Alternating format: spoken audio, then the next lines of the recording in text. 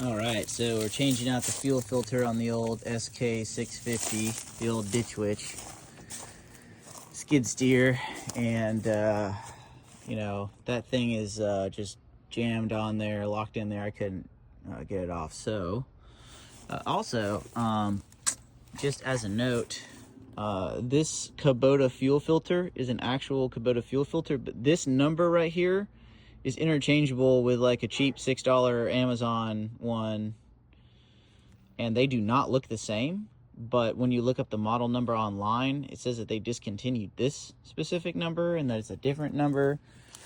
Whatever this cheap Chinese one is, whatever, I think that's the number of it right there. Don't quote me on that. Could be completely wrong. But the oil, or I'm sorry, the fuel filter, it looks a little bit different, but you know, it's pretty much the same thing. It filters the fuel, you know. It's not rocket science, but yeah, the actual part number says that that's the old one. This is the new one. That's probably why they don't look the same, but whatever. So, basically, what I did was you take off these two bolts, pull the fuel filter out. Right. Once you get it here, you struggle, you can't freaking get it, and then you just eventually give up.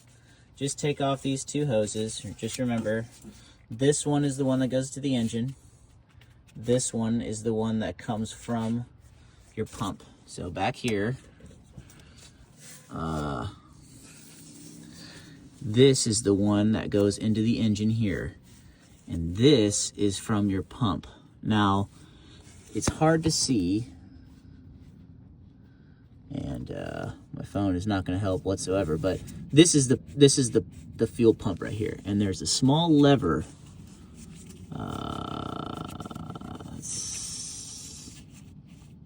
okay, right here. Okay, see this? My hand is on the back side. You see there's a little lever right there, and this is how you can pump it. This is how you can pump it manually without turning over the skid steer and wasting the fuel that's in the block, starving it, and then it's hard and you're sitting there cranking the engine, killing the starter, trying to get it to start, right? So what you do is you have this little lever right here, and you just sit here and just pump the shit out of it, and it takes forever. But essentially what you do is get it on the vise, get the old filter off, get the new filter on, okay? And then what I did was I just kind of like sat my filter like this and just held the line and just pumped a whole bunch of fuel into it, filled it up, and then once it was full, then I screwed it on, right? And then this is like this little guy right here is like you take this little nut off and then you pump it until the fuel pops out, and that's how you know it's whatever. But I thought that was just a total waste of time, so I just left that shit. I had to already take it off both the lines anyway, so it doesn't make a difference. So why am I gonna mess with this little nut right here? That makes no sense. Yeah, correct me if I'm wrong online, but whatever. So what I did was I hooked it up, and then I pumped it manually until it started coming out here, and then I just reconnect the return line, pump it several more times before you try to crank it and start it, so that way the fuel goes through and get the air bubble out before you start it, and then crank it over. It's good.